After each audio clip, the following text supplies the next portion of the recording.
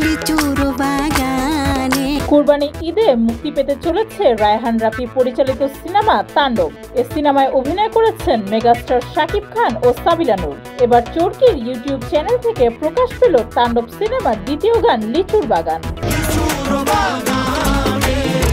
3 minute 28 সেকেন্ডের item গানটি গেয়েছেন সঙ্গীত শিল্পী প্রীতম হাসান ও জেফার রহমান। গানের শুরুতে বিয়ের পালকিতে বসে বোল্ড লুকে ধরা দিয়েছেন সাবিলা। গানের তালে তালে শাকিব সাবিলার রোম্যান্স দর্শকদের যেন মাতিয়ে রেখেছে।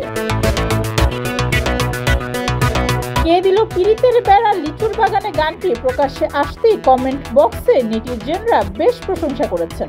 একজন লিখেছেন, শাকিব খান মানেই সুপারস্টার, সবসময় নতুন কিছু উপহার দেন। তবে অনেকেই শাকিব খানের সঙ্গে সাবিলাকে মানায়নি বলে মন্তব্য করেছেন। কারো কারো কাছে সাবিলাকে রোবট বলে মনে হয়েছে।